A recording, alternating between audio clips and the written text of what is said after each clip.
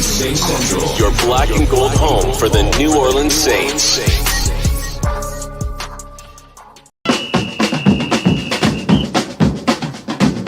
Who that say they gonna beat them Saints? Who that? Who that? Who that say they gonna beat them Saints? Who that?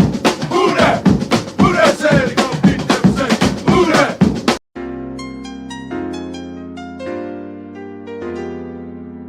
Yeah. Boogie like Benson, I'm a who that. I'm a who that. Long as I'm living, I'm a who that. Lose or winning, I'm a who that. Sports coma, yeah, this is where we do that. Where we do that, where we do that, where we do that, where we do that, where we do that. Boogie like Benson, I'm a who that. I'm a who that. Sports coma, this is where we do that. Where we do that. Welcome, welcome, welcome. Somebody please better help. Running this thing like Elf. I thank God every day I'm not a felt. Go to YouTube Live with Big Q and the guys. If you ain't ride or die, the bandwagon get flipped. Been marching in, that was way for the ring. I was yelling out your shame for the championship. Bucking on Tampa, duck down. Falcons, pluck, get shut down. Panthers ain't much touchdown. The vision really belong to us now. So much hate on the Saints, you could probably tell. Ever since Bounty Gate hit the NFL, when things seem fishy and you probably smell the crooked referees or Roger Goodell. Yeah, probably like this and I'm a who that. Every day I'm living, I'm a who that. Lose or winning, I'm a who that. It's the sports coma, this is where we do that. Where we do that, where we do that, where we do that, where we do that, where we do that. Boogie like this and I'm a who that. It's the sports coma, this is where we do that. You're listening to the Sports Coma with Big Q and the guys on the PRO Media Network.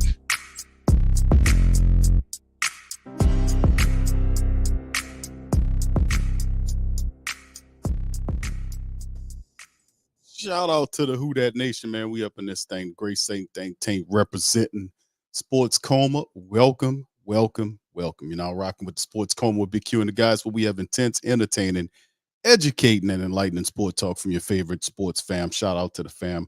Hope you guys having a fantastic week, baby. We hump day, and it's about to be Thursday, and we on the right side of this week, man. A couple of days we'll be in the weekend, baby. Getting ready for the Saints-Vikings matchup, man. And got to get to them old Vikings and tear them up. But they're doing some stuff, man. Very interesting, man. They've won some games despite the injuries that occurred, which is very interesting for a team to be missing some of its key personnel, and they're still winning. That, my friends, is something to watch out for. But in this episode of the Coma, man, we're going to go over the Saints midweek wrap-up. We'll go over that. Plus, we'll react to a couple of videos. Dennis Allen's teleconference happened today. We'll also react for a few minutes over Derek Carr's last interview that he did. We'll talk about that today. So shout out to the fan. Appreciate y'all being in the chat. Shout out to you, Dante. Much love. Appreciate you. Elite Jeremy. Shout out to y'all. OG Jerry. Big ups to your fam. Appreciate you. Brother Brandon, how you doing, sir? Appreciate you. Much love. Appreciate y'all for being in the stream, man. Hit the like button if you please. All right, so with that being said, fam, we're going to hop right into it. I'm trying not to hold y'all too long in tonight's episode for the Saints midweek wrap-up stream, man. I was on the Pelican post-game report. That's why I'm coming to you guys late. Pelicans got their you-know-what's handed to them tonight, so we was recapping that on the Pelican post-game report. For those who don't know, we got a Pelican stream. Y'all can check it out. It's on YouTube as well. Pelican post-game report. All right, so anyway, shout out to Niles Carpenter, our contributor at thewhothatdaily.com, our headquartered sports site that we represent. And he dropped an article sometimes today, and we're covering that on today's show. And it's a collage of all of the news that happened with the Saints, hence the term wrap up.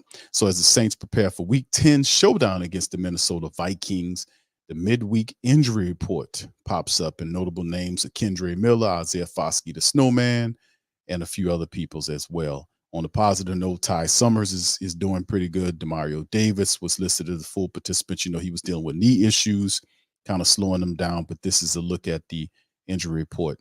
Kendre Miller, fantastic rookie running back, out for Wednesday with an ankle issue. He's been dealing with some issues, injury issues this season, and it's just unfortunate. But the Saints do have good depth there. Elvin Kamara, Jamal Williams is there. Taysom Hill, if we need him in the pinch to handle his business as well. So we have them there to check that out. So also Isaiah Foskey, the snowman, was shut down.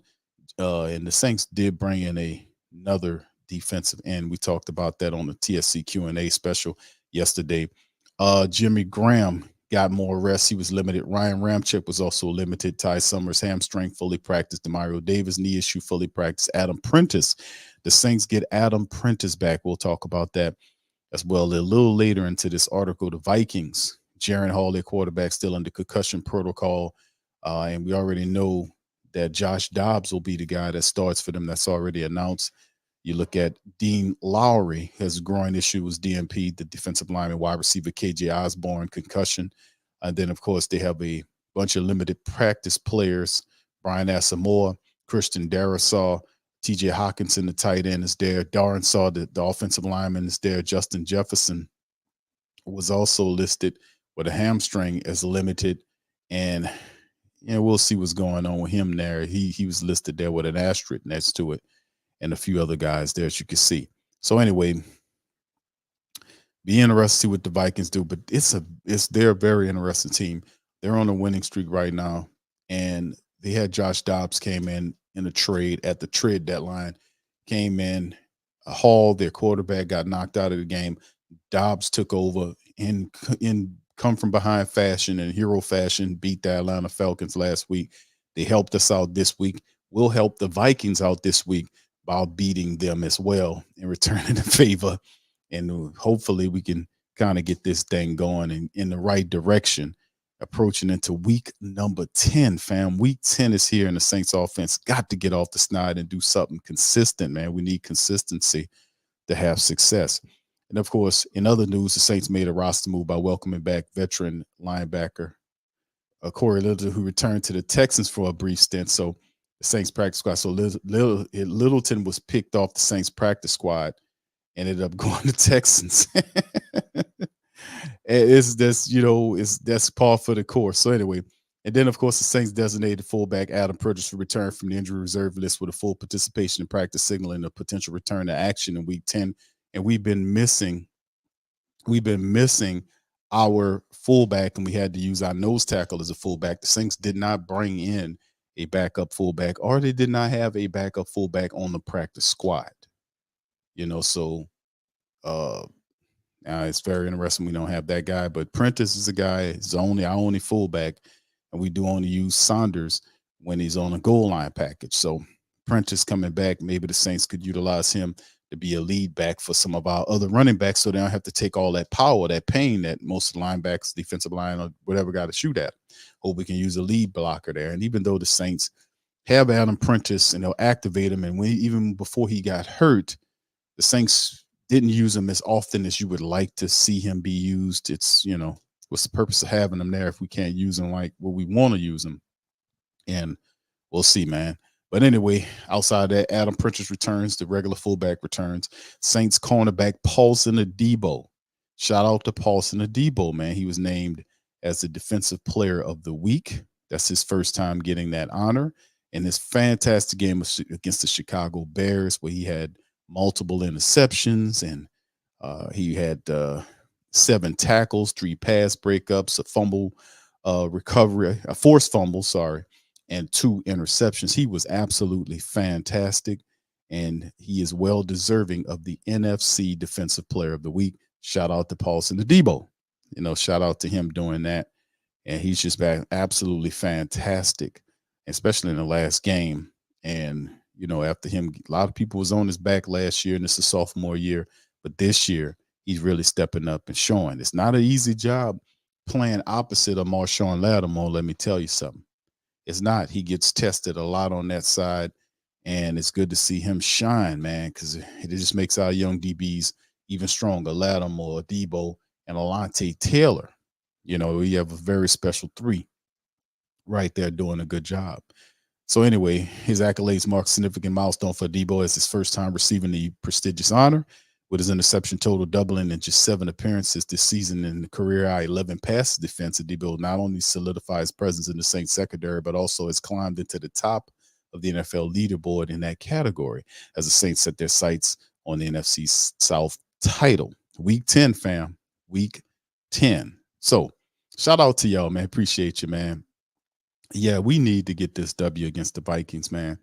But they're playing pretty good, man, based on what they have, man. And we just need to be more consistent in what we doing, man. So Paulson Adebo, a lot of stuff a lot of people was talking smack about Paulson.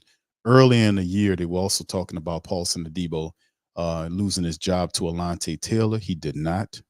He did his thing and he stepped up and handled his business. So, we got to be proud of how Paulson has played, man. And we want to keep him going in that direction, man, and keep moving forward. Also, fam, let's keep moving before we jump into some of these videos that we want to react to today. I want to share this article right here. This is from Pro Football Talk. Saints have no plans, and this happened a couple of days ago. Saints have no plans to audition possible replacements for Blake Grupe, and that's the question that a lot of people have been asking. Believe it or not, a lot of family members been on Twitter and other places, or X, or whatever the hell you call it now, and they've been talking about getting rid of Blake Grupe. And I was tempted to kind of break out the footage that I had when we traded away Will Lutz to the Denver Broncos for pittings, nothing. We got absolutely nothing for it. But I was just thinking about that, and how I was saying this, that, and the third, and people were like, we'll be okay. And once we made the jump, I was like, man, listen, we got to ride with the kid, man. He's not doing that bad where you got to talk about bringing other people in. If that's the case, then you probably might as well just get rid of him if you're just going to bring somebody in. But Grupe missed a few kicks. He hit a lot of really good kicks. But like I said, the dude is a rookie. Same as with Headley, our punter. Saints kicker Blake Grupe had a chance to put the finishing touches on the win when he was called out to try a 47-yard field goal with just 2 minutes left to play against the Bears on Sunday. Grupe's kick would have put the Saints up by 10, but he missed, and the game remained in doubt until Demario Davis forced a fumble on the sack of Bears quarterback Tyson Baggett. And the 5th missed field goal of the season for the rookie kicker, but those misfires aren't causing the team to rethink its approach at the position. Dennis Allen said on Monday that he's seen some really good kickers that have some inconsistencies as a rookie before going on to have success with other teams, while explaining why the team has not made any plans to audition possible replacements. Allen did suggest there won't be endless chances for Group A to show his consistency. But, it's a grown man league, all that kind of crap. But he's 18 of 23 on field goals and 19 of 19 on extra points right now, 18 of 23. So that's why I was like, I'm not going to beat up on Group A because he is a kicker. He's a rookie kicker. He's a rookie kicker. He is a rookie kicker. And unfortunately, this kind of stuff happens when you have a rookie kicker. He's going to miss kicks. But people was like, well, Q, we're going to be all right. We're going to be all right. Don't worry about the kicker situation. And ultimately, this is what's a part of the game, man. Anyway, let's get ready to head on over to Dennis Allen. Let's see what old DA got to say. We're going to play some of this. And if you guys got any questions, please feel free to drop them in the chat, and I'll do my best to answer them. Shout out to you, KK. How you doing? Appreciate you. Yeah, Jefferson's out. Yep. Ramsey, shout out to you. Good to see you. Knife Ward Larry, how you doing, sir? Brother John. Randy, good to see y'all, man. Appreciate you. Much love. All right. So big ups to everybody, man. Good to see y'all in the chat. All right. So, yeah. It is not that bad. He says it's not that burn or bad. You mean bad, right, KK? It's not. But listen, even though, we talk about them missing the field goal, right? We talk about missing the field goal that could have put the Saints up by 2. Another way to look at it is maybe the Saints offense should have got up off the ass and scored a touchdown in the second half. How about that? Instead of putting it in the hands of your rookie kicker, how about the Saints' expensive offense led by a $150 million quarterback got up off his ass, start seeing the entire field, throw a touchdown, and take the game and put it up, as opposed to tiptoeing in the tulips with the rookie to kick a 47-yard field goal to put you ahead. Maybe you get off your ass and score a touchdown, Mr. Carr. Get your offense together and score touchdowns and do what you got to do to put and force the game ahead, as opposed to relying on the field goals. How about that? You know, that's another way, just another way to look at this thing, man. Another way to look at this thing. You know, just saying, it's, as opposed to leaving it in the hands of your rookie. You got a 10-year quarterback with $150 million quarterback contract standing right over there. You got all these weapons here: Rashid Shaheed, Chris Olave, Michael Thomas, Elvin Kamara. Instead of relying on the rookie Blake Grupe, how about you go down there and get that touchdown, brother? How about you take your ass down there and score that touchdown and take this game like it's supposed to, and take possession of the game the right way with touchdowns? How about you do that? But you know, that'll be another topic of discussion. we'll go about that. We'll go about that another time. But anyway, here's Dennis Allen. Here's his thoughts on the Saints today. I thought, particularly under the circumstance, I thought he came in and operated really well. He made a couple of really good throws from the pocket. He was able to get out of the pocket, scramble around, made some good throws on the run. Was able to scramble for a couple of first downs, scrambled for a touchdown. Did a good job of making a throw on the run for the 2-point conversion last week. So there was a lot of really good things that I saw, him do in the game. And look, he's a guy that's been in our league for a while and had opportunities to start. And, he's done a good job. Hey, Dennis, I know when y'all face a new quarterback with a team, you focus on the system that they run.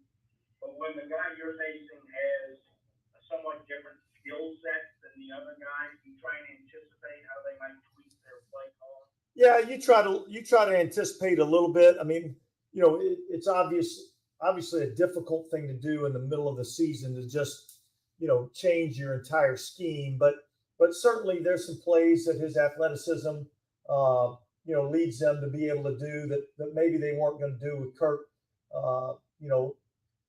and so I think, we try to anticipate some of the things that they might try to do with them. And yet I think a lot of the things that they do, do fit his skill set.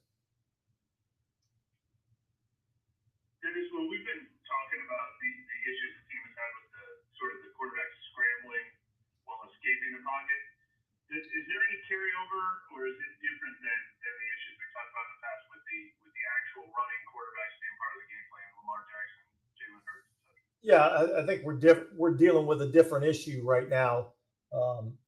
This is more about rush integrity, rush lanes, making sure we're not giving the quarterback easy escape lanes. Look, certainly, those things happen in our league, particularly when you're playing, an athletic quarterback. But yeah, there's certain things that we've got to do a better job of, knowing that, this is a player that really can hurt you with his legs if you're not careful. And yet, if you just let him stand back there in the pocket all day long, he can hurt you with his arm too. So it's kind of a double-edged sword, but certainly we've got to be better in that area. And that's something I have questions. That's part of the questions that I have, the problems that I have with the Saints right now, going into the rest of the season. Week 10, we still so very inconsistent offensively speaking, and defensively speaking, we're not as rock solid as we originally had thought we were. Like if you think about how the Saints did provide and get the turnovers from last game, but the offense wasn't able to take the 5 turnovers and turn them into, and capitalize on all those turnovers, just capitalize on one of those turnovers. They got I think one of them, I don't think they did another one. Maybe y'all remind me in the chat, but I know one for sure they had a touchdown on, and they only beat the team by 7 points. And the problem is with the Saints defense, as during this season, it has the ability to amplify quarterbacks that are mediocre, make them look a lot better than what they actually are, because it's not like he talked about gap discipline and lane blitzing, or when you blitz quarterbacks having the discipline not to blitz too wide, or, making sure everybody stay at a certain length to not allow quarterbacks to escape lanes or hatches to open up so that they can escape out. Like if you are rushing them and then you peel inside, and it has a full moon effect where they leak out toward the left side of the pocket, or vice versa. Or if they're just parts like the Red Sea and a guy just takes off up the middle. Saints are not spying anybody. They're not. They're sitting, and most of the time you see the linebackers are sitting back in zone watching the quarterback, but they plan the pass. So they're relying in many times on the front four to generate pressure to get to the quarterback. The last several games or so, up until when you start seeing the Saints get wholesale turnovers in the last contest, we haven't really seen them consistently pressure. They'll rush, but they won't get home. They'll do, and it is not enough pressure to make quarterbacks uncomfortable. The blitzing is not enough blitzing Dennis Allen is doing to make quarterbacks uncomfortable. And about time the Saints start getting to the quarterbacks, in many cases, these guys have already have a repartee or a rhythm, a harmony, a synergy with the guys that they're throwing to. Like we talked about the Chicago game. You can credit the Saints defense for kind of locking down the back end of the game, like what they did with the turnovers and the stops that they were ultimately able to, muster in that second half. But also you can look at the fact that it was a philosophy shift as well with the Chicago Bears. I pinpointed it in the broadcast, the play-by-play. I was like, the Bears have gone away from what worked. They stupidly, foolishly, ridiculously went away from what worked. The Tyson, the quarterback, confidence was sky high when he was scrambling around making plays. It shows you that obviously when he was scrambling around moving, his passes had more zip on it. He was a lot more accurate. He was more involved in the game. Then the philosophy changed and they started using the running back more and kind of dial back from plays where he would stand in there and make moves or he would facilitate runs or whatnot. They went away from that, trying to run the ball, and they had some success, but not nearly the type of success they had when Tyson was in there scrambling around making plays. The Saints didn't have an answer for that. They did not have an answer for that. And they continue not to have an answer for that. Like in some of these games, it's not one or two isolated incidents. It's several different plays where the guy is constantly running around the field, extending plays and throwing passes down the field. In the Indianapolis game, it happened when Gardner Minshew was able to scramble out to the right, extend the play, then find his wide receiver in the back right corner of the end zone. That throw could not have been made from the pocket because it would have been intercepted. But he extended it, scrambled out to the right and threw the pass. You've seen it with Baker Mayfield when the Saints lost 26-9 to the Tampa Bay Buccaneers. You've seen it happen. They have an annoying trait, even in the Green Bay game with Jordan Love, when they allowed Jordan Love to run around on them. And then ultimately he gained a rhythm. His confidence went sky high and he was able to lead and put up 18 points in 11 minutes to beat the Saints in the Packers game, something that should never have happened. But what I'm saying is the Saints have not done they haven't done a complete job of stopping mobile quarterback threats. This was a question we went into the season this year, last year. That's been the Achilles heel of the Saints defense ran by Dennis Allen. It fails to stop mobile quarterback threats. And these damn quarterbacks that we was playing are not mobile quarterback threats. Like Tyson was a guy, he has wheels, but he's a smart quarterback. Any smart quarterback, if the damn offensive line opens up and you got a 10-yard cushion between you and a linebacker, you're going to take off and go and get that. Maybe that linebacker misses you and you'll be able to sneak out another 5 or 6 yards on it. So the question is asked, and the reporters are asking the correct question. And the correct question is, what are you going to do to stop these guys from scrambling around? Josh Dobbs can scramble around, right? Yeah, we know. But also Josh Dobbs said that he knows this offense. He said that when he went over there and that he commenced to just show them last game against the Falcons that he knows the offense. He knows that offense. And another thing is Josh Dobbs is pretty intelligent. He's one of the most intelligent young quarterbacks that we have in the league. He's not a rookie. He's a journeyman that been in different systems, but he's really an intelligent dude. I remember when he was at the University of Tennessee, Elvin Kamara knows him. The dude had a lot of success down there because he's really smart. He sees things differently, so he is a guy that you're going to have to pay attention to. The Vikings are playing with an energy right now. Despite Jefferson, despite Cousins and other players that are hurt, they're still winning games despite their best players. That is a very unique and interesting energy that they're playing with that you're going to have to match. So the questions I have outside of the defense not having the ability to consistently stop mobile quarterback threats or just creating pasture for them to go. The guy sees it, he's going to take off, Or if he's not scrambling on you, he's running outside the pocket to extend the play so he can find a pass upfield. He can do that too. And then on the offensive side of the game, instead of trying to let the kicker win it for you, how about our expensive offense go and get the touchdown? I'm still scratching my head on how we were only able to win the game by 7 and not blow that team off the map. What's wrong with this offense into week 9, into week 10? What happened to the 2-minute offense we were supposed to use when the offense started getting stuck in the mud? Did we utilize the 2-minute offense? Did we utilize it in the second half of the game when the offense got stuck in the mud? They died. The offense basically died out there. They couldn't produce any points. They couldn't do a damn thing. They basically died out there. But I'm happy we escaped with a win. Yes, indeed. But how long are you going to keep escaping before you have to actually go and play a consistent full game consistently week after week? That's when you know you're good. Sometimes you're going to have to win games. You beat a team by 3 or 7, something like that. But some of these other games, you're going to have to rely on what works. And the Saints, that's the problem. The Saints don't have a steady philosophy to go what works. Like they'll go away from what worked from the past week. They'll go away from it. And most of the time, it's not just on Pete Carmichael, what he's doing. It's just last game, like the offensive line wasn't blocking worth a damn. So guys going to have to be more consistent across the board. They kind of have to be more. It's not going to work unless guys have to be more consistent and they have to rely on what works. You know, guys the fundamentals. This team that's the thing, man. That's why I love this. I love the talent of this team, but I just can't get away from the overwhelming reality that this is Dennis Allen's team. And Dennis Allen's team, albeit that they are super uber talented, they're still led by Dennis Allen, who's an up and down coach.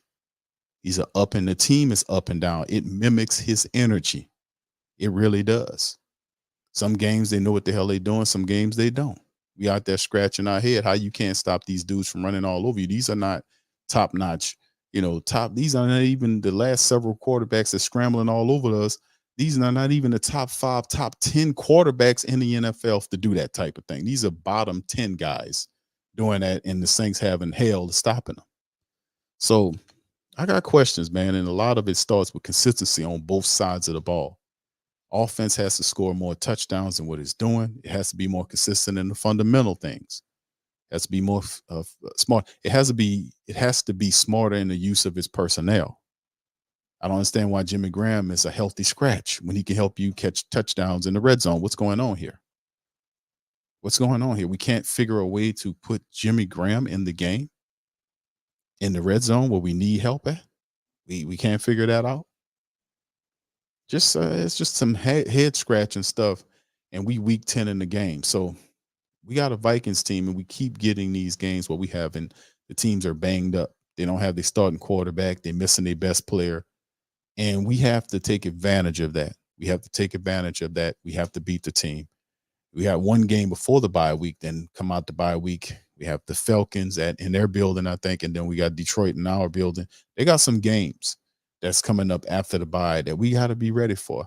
And we need to week number 10. I would not have thought that in week 10, the Saints offense will still be struggling to find itself. This is really something else in my opinion, but let's finish up with Dennis Allen. I think the explosive runs haven't quite been there for y'all very often this year. Yeah, look, I think there's a kind of a lot that goes into that. Obviously, you gotta be able to create some seams inside so that the runners can get to the second level of defense. And then, our ability to block out on the perimeter to, turn a 4 or 5 yard gain into a, 12, 15, 20 yard gain. So I just think it's just, being a little bit more consistent with, targeting, being a little more consistent with getting up to the second level, getting our running back started, and then, finishing off with those, last level blocks, on the perimeter. So it is more of a blocking issue than you think? Yeah, well, yeah, I think there's a lot of things that go into it, but, certainly try to get our runners, into the second level of the defense without, having to make any type, without contact. Those are things that lead to the ability to get explosive runs. Dennis, do you think you guys have a little momentum, or is that a term that we should use in the NFL? Yeah, look, I mean, we've won 2 in a row. Obviously, that's a good thing. This week is a different week and a different opponent. I think really that's really honestly for you guys to determine, Ed, whether you guys feel that way or not. It's really our focus is getting ready for the Minnesota Vikings and trying to, put the best plan together that we can and go out and execute to the best of our ability. All right, that's Dennis Allen in the press conference today. And that's a very, like I said, defense, offense, the key to this week and into the game, one word, consistency. We need to consistently play better. And let me add a couple of more words to that. Consistently play better, because they can use consistency in the opposite direction. They're consistently poor or what have you. But they need offensively, defensively, and even special teams. Everybody just needs to play better. They really do. And the offensive line really needs to play better. Like the last matchup, we could have done a better job of running the football. We could have done a lot better job. The offensive line didn't really do that well of a run blocking job, not consistently throughout the entire game. We have to do better there. We have to be able to – Derek Carr has to go through his progressions, full progressions from left to right. He has to fan through his progressions and be patient back there and, and make the passes. We have to operate with that mindset, and it's just right now we just aren't there yet. We kind of doing these struggle wins, and we're happy to get the win and learn, but it appears like the things that we use that work, they don't translate to the next week. They just can't take something from the previous week and make it work. You know what I'm saying? It's just weird. I'm trying to figure out, what this offense is good at, and in years past, the offensive line would be very stable. It would, at least give you an opportunity to run the football where you can get 4 or 5 yards per carry. This offensive line is it's just not as good as what I'm thinking it did. And a lot of guys dealing with injuries, and I get it. You got Hurst just got back. Andrews Pete has some issues, and they kind of scrambling around, putting this line together. So it's a lot of moving inside parts there of guys not playing as well as you would like them to play, or the injuries are happening where you sliding guys in, so the line didn't have opportunity to get a chemistry where these guys are playing together for a max amount of games and everybody's just knowing what everybody's going to do. We're not seeing that, and we got a lot of football left. But we really starting to get into the meat of our schedule. When we get beyond Minnesota, we'll take a bye. We take a breather. Guys will relax. And then we head into the meat of the schedule with Atlanta and Detroit and all these other teams that we got to look at. So in the end, week number 10, looking forward to this game. We'll preview this game tomorrow and go into it. But I'm really interested to see just what this team if they consistently can do some positive things here, man, and like the offense. I'm really waiting for the Saints offense to take off. I really want to see it take off consistently and be, and it's known for something. It's like, it's still a lot of question marks there. And going into week number 10, it's really frustrating because Mike Thomas got one ball thrown to him. Derek Thomas made it a mission to get that ball to Chris Olave in a game. You can tell because in many plays he was staring him down. As soon as he snapped the ball, he was staring in his direction. And I can understand him trying to get him into a rhythm. But if he's covered or if there's an easier pass, you got to go to that particular guy. If Michael Thomas is a guy, you got to ride the high hand. You got to move the ball around the field because there's always somebody that's going to be open. Somebody's going to be open. You just have to get the ball to them. And that's the whole thing. So my thing is, like, I'm talking to the offensive line. We need that line to give us more dominant performances. We need them to start winning individual matchups. We talked about the Colts game, how from an offensive standpoint, the Saints did some positive things. In the Bears game, they did some positive things, but the running game could have been a lot better in the Bears game. Could have been a lot better. We needed the offense to score touchdowns in the second half, and they died out there and try to, get the kicker to kick him and get him 10, and the guy misses it. But it's still I'm saying the Saints offense really should be, and I'm saying should be a top 10 unit or they're good enough to be a top 5 unit in the NFL. They really are. But the issue is that the guy's not seeing the field. He ain't going through his full progression sometimes. He stares down guys sometimes. The offensive line doesn't bring it every game. It's just a mishmash of different things that's happening where it's causing the offensive line the offense as a whole not to be as consistent as we want them to be. And then I would never have Jimmy Graham as a healthy scratch, even if I have to take my fourth string wide receiver and sit his ass down or whatever I got to do. I'm going to make sure I get Jimmy Graham out there, or at least have him in the goal line plays. Some kind of way I'm going to get him involved in the game plan. Some kind of way, especially if it's in the goal line. We have to be able to utilize, because we don't have the luxury to be able to just sit a guy that's really good at catching passes like that in the red zone, just sit him down like we don't need him today. Well, you just take a chill right here and we're going to get this other guy in here. We need him in there to do his thing.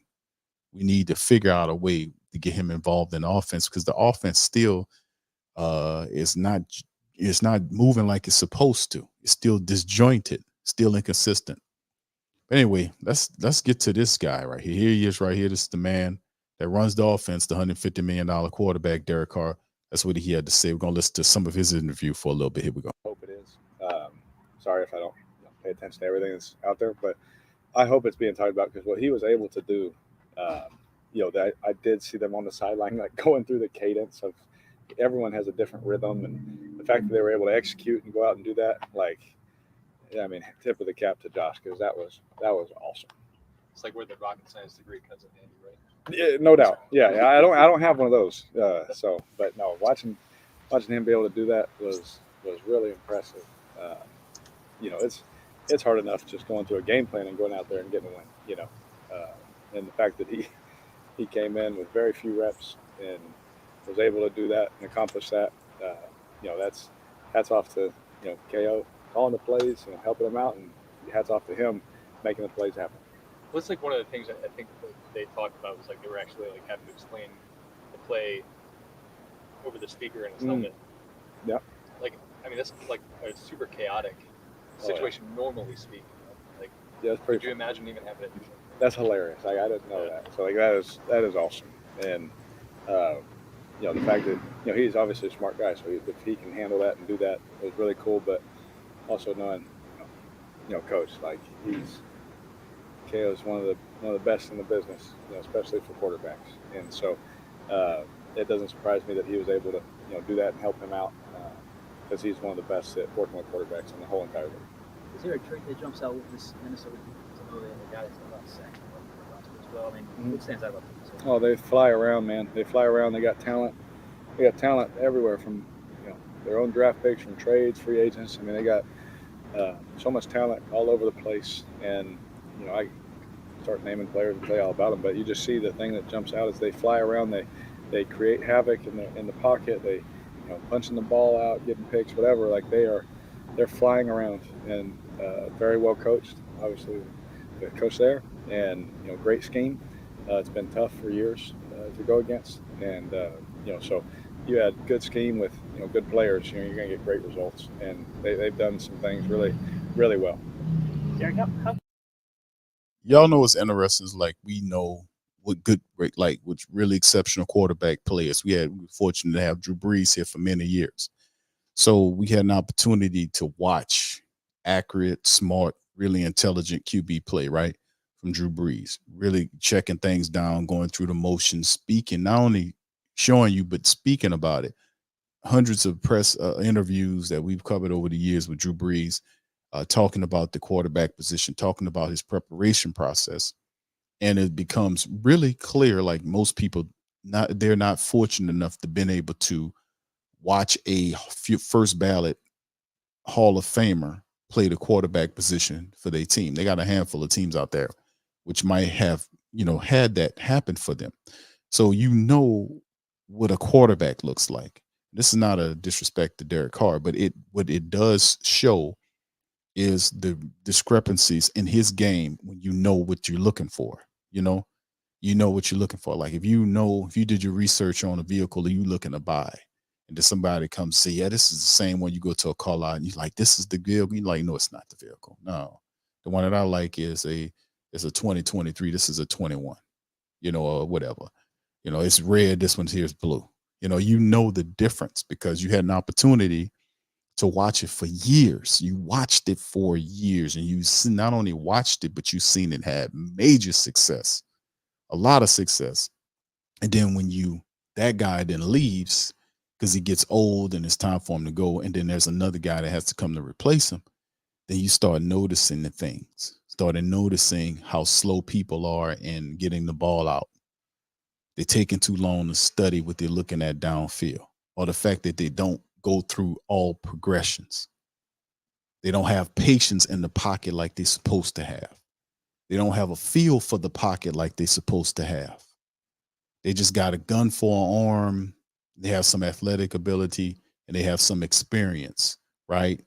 But there's a lot of things missing there. Like, you know what I'm saying?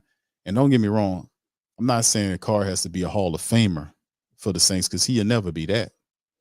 I think at this point in time with him he'll get better. Like he'll get more comfortable with the Saints scheme and what they're asking for him right now. He's just kind of struggling through it, picking up here and picking up there and dealing with the pressures.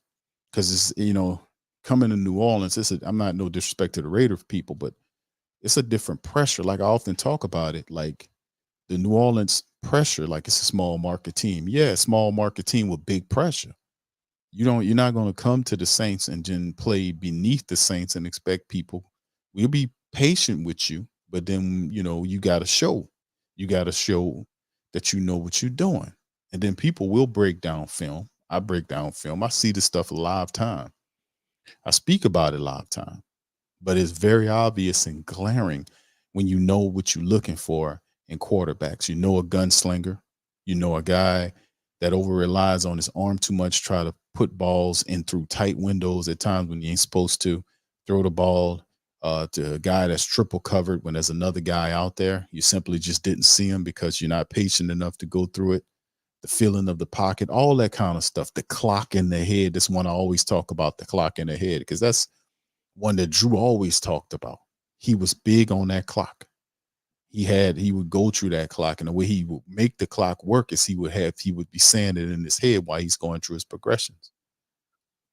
And we most of the times I could feel offense kind of a quarterback telegraphs things sometimes, and it's just one of the things, like Cam talked about it. Yeah, in this world, everybody's sensitive and all that kind of stuff. And yeah, yada, yada, yada. I get what you're saying, bro, but listen. Bottom line is, listen, when Carr came in here, he was doing the thing with Chris Olave a couple of weeks ago when he was doing on the point and complaining. And that's not just that, the Chris Olave thing, but he was getting into it on the sideline with people, fussing at Pete Carmichael.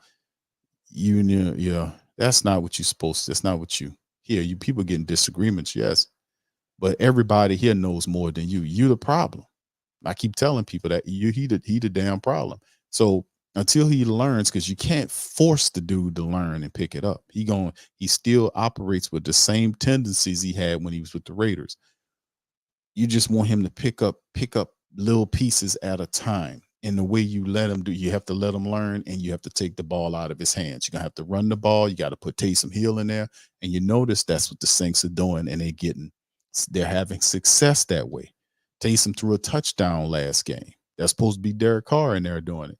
Taysom Hill threw a touchdown last game. Taysom Hill's running for first downs, because the Saints, I've been saying it all year, and they finally doing it. You got to take the ball out of his hands, because he doesn't know enough of the game plan or what they're doing to be able to win it for you. Maybe down the line this season, it'll click for him. Right now, it ain't clicking for him. Despite what he's saying and what he's doing on the field is two separate things, man. You know, it's like I do this. I talk to Michael Thomas. You know, I'm doing everything I'm supposed to be doing. Here, listen. Hey, I'm gonna tell you. I talked to Chris Olave the other night. He texted me. He texted me a picture of a butterfly. I told him, "Hey, man, that's a beautiful butterfly. Let me teach." And I responded. I told him, "Hey, man, that's a beautiful butterfly. Let me text you this picture of this purple frog that was behind my house." He said it, man. That's a cool looking frog. Yeah, I told him I caught the frog and then took some white out and I put speckled white out on his back and made him a unique purple frog with white spots on him. He said that was really cool. Then after that, I just text that picture to Michael Thomas and says, "Hey, man, this is how creative our offense can look. It can be like this purple dotted frog that I just did right here." And Michael Thomas, he sent a smiley emoji back to me. Then we got to practice. We drank coffee together, and then we talked about 2 plays and what movie we watched, and then I really like Denzel Washington in The Equalizer, man. He's like really cool. He killed that guy he pressed his watch and then flipped the guy upside down and shot him in the face. Man, I'm telling you, he does it really well, and I'm telling you, we just doing all we can do right now, and it's gonna all work. It's gonna all click. Yeah, I hear you. And that's good. Because you got to say something. But the game is not mashing. What he's doing is not, it's not matching, bro. It's not matching. And see, that's the part. Like, it's 2 things. It's like we've watched Drew Brees for years. We watched Drew Brees for years play the quarterback position. Y'all know what a quarterback looks like. Y'all know. And that's why some of y'all out there be like, man, dude, we had an opportunity to see a Hall of Famer work for years and a lot of success. Then you get a guy, not just like Jameis was there, Teddy Bridgewater was there, but it's a difference. Those guys didn't have the full support of the team. They didn't have a $150 million contract for 4 years with nobody on their backs for the job. They don't have to compete for the job. It's their job. It was given to them along with the check. So it's different. It's different. It hits different. So the pressure, I talked about the New Orleans pressure. It's a small market, but it has big market pressure, just like a New York or a Los Angeles or Chicago or an Atlanta. It has big pressure. Dallas, it has a big pressure market feel with this quarterback. And I think he might have not understood that. So, like I said, I know Derek Carr is going to eventually get it, but it's not going to happen right now. That's why you're going to have to figure out ways around him to win, running the ball and giving the ball to Taysom Hill, doing stuff like that. And then he works in there. That's why it's like keep his snaps down between 25 and 30, like his attempts. His passing attempts between 25 to 30 attempts. Offensive line has to do a better job of blocking, even if we have to go and put 2 tight end sets and run a fullback with the power eye to give our running backs a fullback in front of them to punch holes through in the red zone. We got to start doing stuff like that. We got to start kind of taking it out of his hands because, like I said, and I'm just using the tape to fortify it, he just doesn't know enough of the offense, and he's learning it bit by bit by bit. So it might take him another month worth of games before you start really seeing him finally, the light bulb goes on. It might be another month worth of games before you say, okay, damn, man, okay, I got it. It's just one of those things, man. So let's go back to Carr. How much can like a team really ride momentum? Because I know like Minnesota's won 4 straight. You guys are seem to picking up. Is there something tangible you can use that to move on, or is it really just week to week? What's kind of the breakdown of that? I don't know. I've been in sports, my whole life, and everyone talks about momentum, and everyone can kind of feel it. But I don't know how to tangibly put a thing on it. You come in every day and you try and give your best effort. When we had a few losses there, I was still giving my best effort like it was the Super Bowl. We've won a few, and I'm still giving my best effort like it's the Super Bowl. And so I don't know. I don't know how to. I think if coaches knew how to bottle that up, they'd have a secret formula and all those kind of things. But it's just one of those things, man. You just keep doing things right. I just believe in the process of the weekly, preparation, and then going out there and cutting it loose and trying to execute the plays so precisely and so perfectly, knowing that you'll never get there. But it just, running good football plays, running with the right fundamentals. You train that all week and all off season, your whole life. And that's where I think if you get a group of guys doing that momentum shows up. Yeah, that That's interesting what he just said. Did y'all catch that? He said he was doing everything that he can do and preparing every day as the best as he could do, like it was the Super Bowl. Did y'all catch that? Did you catch what he just said? I really and do you guys believe him? Do you believe what he just said? Because he does talk, and I don't think I think he's a very honest person. I think he's an honest dude, to be honest with you. I really do. I think he believes what he's saying. And and I'm saying that this is going to be a slow process. The man said he was doing the best that he can do and preparing like it's the Super Bowl. He said like and when he said that, that's like preparing for the Super Bowl is not the same preparation you would do for any other game. That's like an extra level 2 an extra level 2 or 3 to your regular preparatory process. You see what I'm saying? So for him, I don't think he's piling it on. I do believe Derek Carr when what he just said, but it's going to be a while. I wouldn't be surprised if it be like another month worth of games before the light bulb goes on with it, because it's a slow learning it's a slow burn, like a slow learning process here. Like you would think guys pick it up, like you seen what Josh Dobbs do with the Vikings. That wasn't luck. What he did when he went and took the starting job, the guy gets hurt, he goes in the game, wins the game, had to come from behind to beat the Falcons and win the game. That's not luck. He said prior to the game that he knew the system. We know that dude's really smart. Willie put up in the comment section, the dude is his people work for NASA, and he's basically not a rocket scientist, but he studied that. Was his field expertise, his field of expertise. He studied that. So we know intelligence is a part of the game. It helps. But like I said, another part of the game is because he's familiar with West Coast systems. He's played in systems too. Chucky came in several times, and this is not counting the times that Derek Carr is having conversations with Chucky that he's not telling you about. I know I can't tell you a fact because I can't prove it, but come on. You best believe that he is talking to Coach Chucky on the phone, and he's trying to get tips from him. He's trying to get help from anywhere that he can get it from.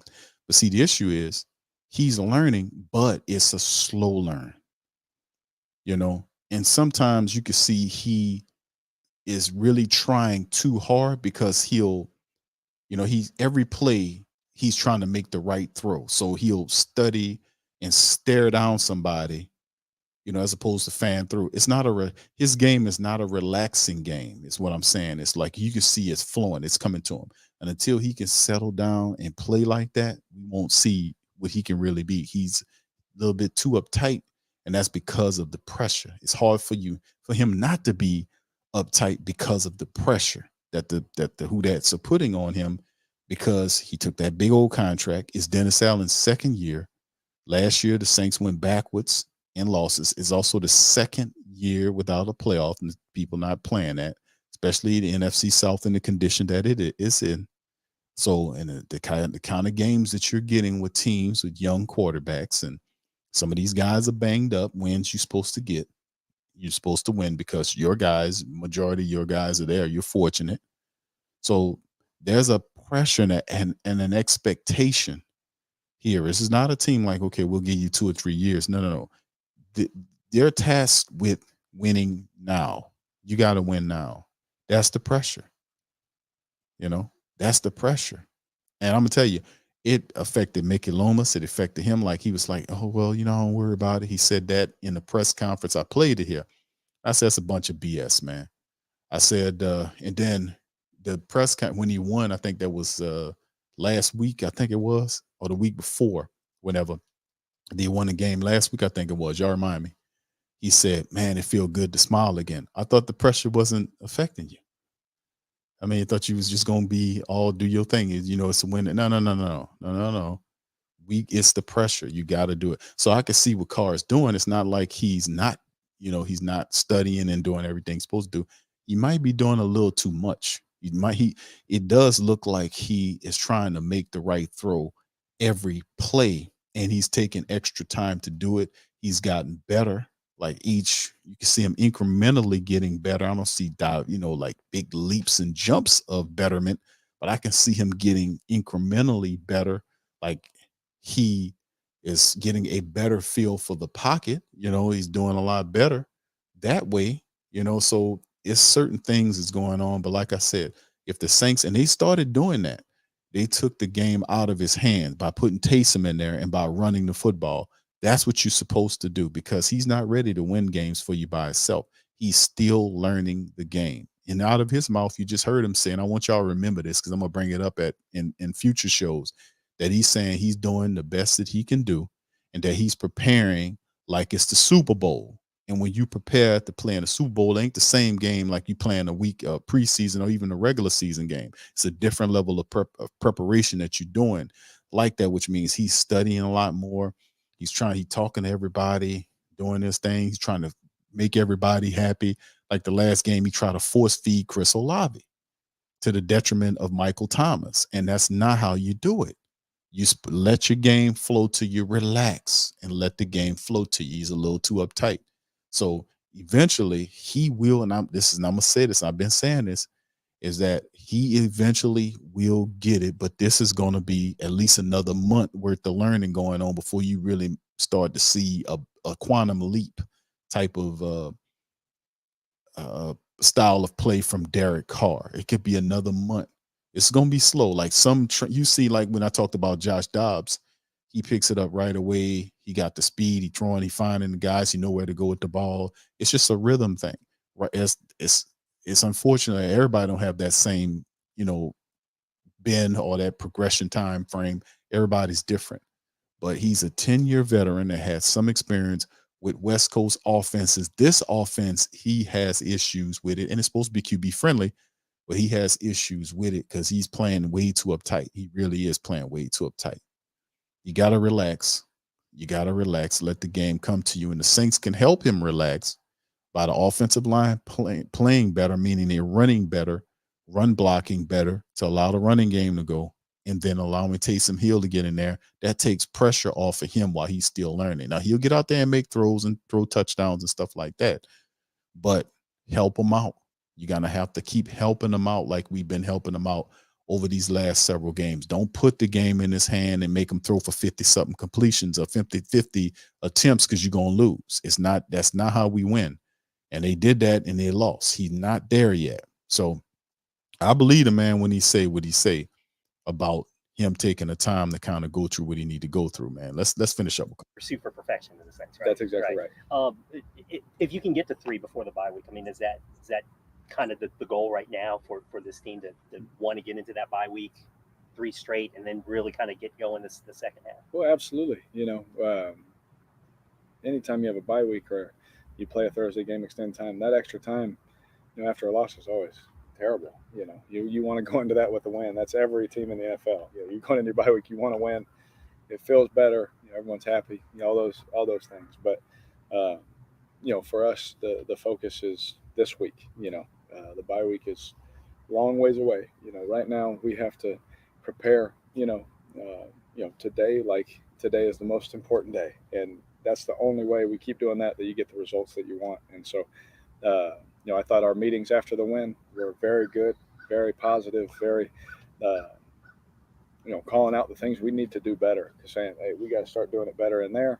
It just put that fire, Coach, DA did a great job of lighting that fire in us again, saying, hey, this was good, but this is where it could be better. And as long as we're focused on that, I think that we can hopefully feel good after that. I know. It's very unique.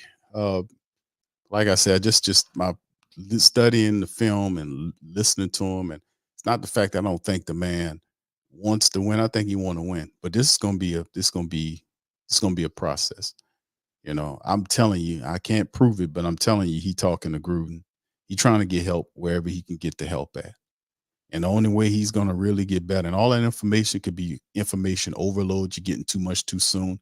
Remember, they talked about simplifying, and remember, they had some success after they did that when they talked about after the last loss they had, about simplifying the playbook. Well, the only reason why you would simplify the playbook is to help the quarterback, because he's the big reason, the only big name or person in the offense that are not familiar with this offense that's not having as the success that they were having in the offense is him. When you talk about simplification of the playbook, that helps Derek. That's for Derek Carr's benefit, because it's a lot of information that he's getting. You know, and getting people talking to him with Gruden telling him this, that, and the third. Some of that he's gonna have to shut out, and most of that he's gonna have to get by relaxing and playing calmer in the pocket. Saints got to help him out with that. I really do think the dude eventually will get it, but right now it's gonna be a slow ass process. I'm gonna just keep it real with you, man.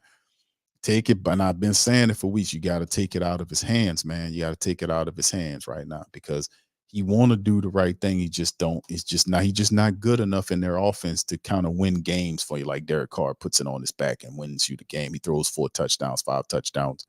He was just on fire. Those games are gonna come later on. We just need to use what what works right now, which is the running attack. We need that running attack.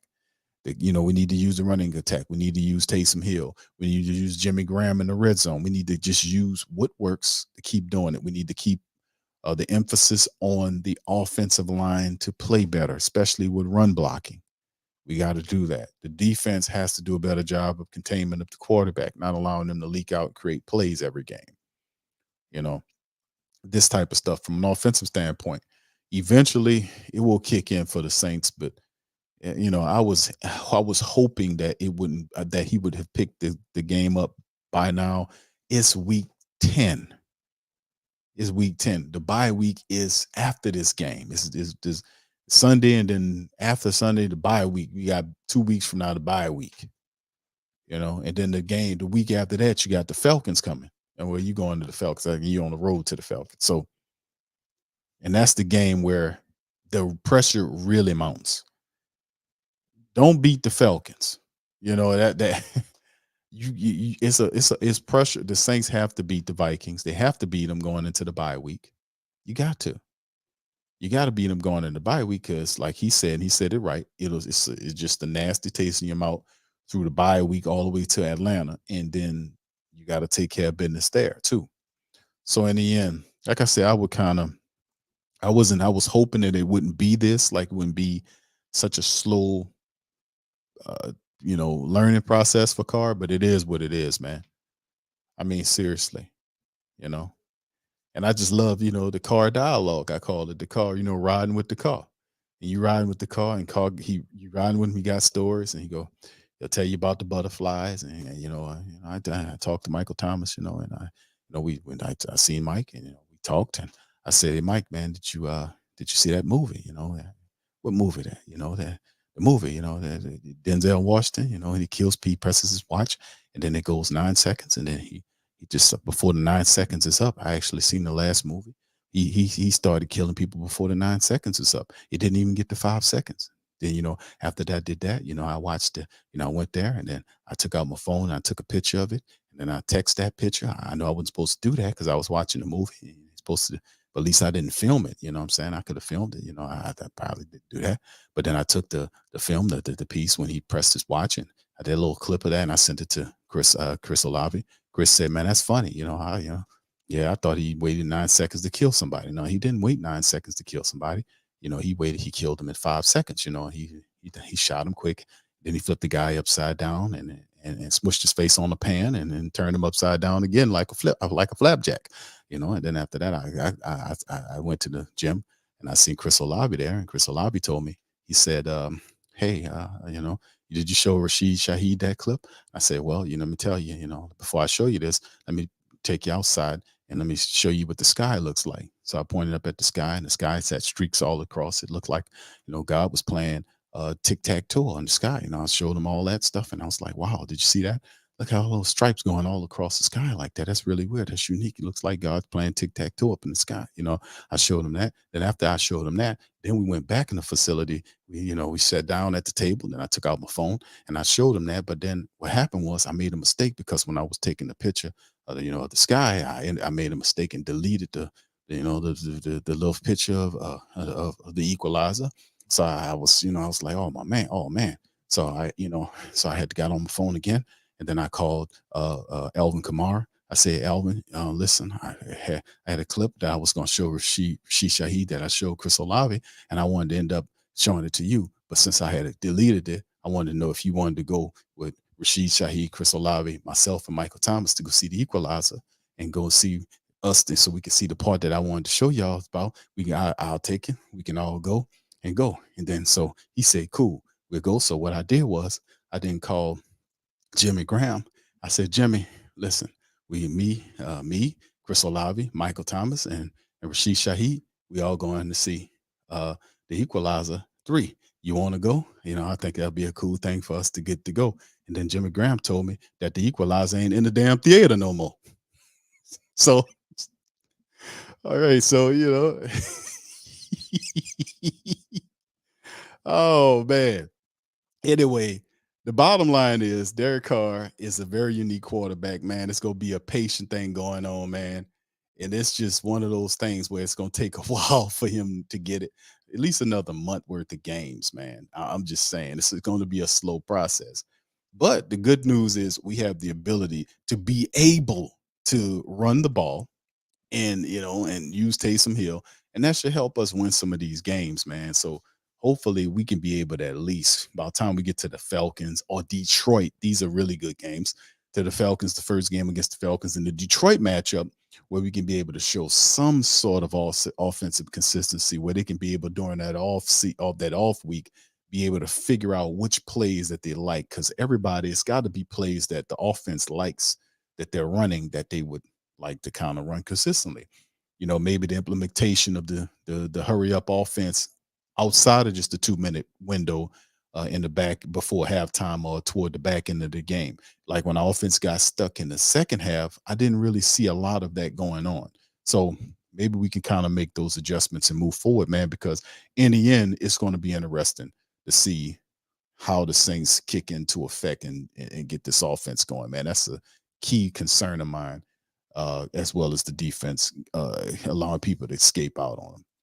But anyway, fam, listen, I'm going to get out on that, man, talking about the Equalizer. Listen, I appreciate all y'all for joining me on it. As y'all can tell, I like the Equalizer. But let me get on up out of here. Listen, I appreciate y'all for chiming in on me. I'm going to pop up tomorrow. We'll have the Vikings Saints preview rolling out tomorrow.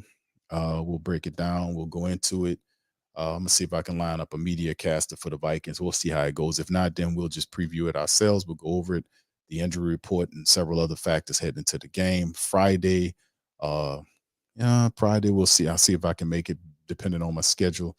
I have other streams that I do, and perhaps if I can't make it Friday, then we'll do Saturday morning coffee with Q like we did last Saturday as well. That was a pretty cool segment that we did, just kicking back on that Saturday morning. So we'll see how it all works, but definitely tomorrow we'll pop back up here and talk about it. So fam, listen, appreciate y'all, man. Y'all get y'all some rest, and I'm gonna holler at y'all tomorrow on the next show. Much love, and who that to you. Peace.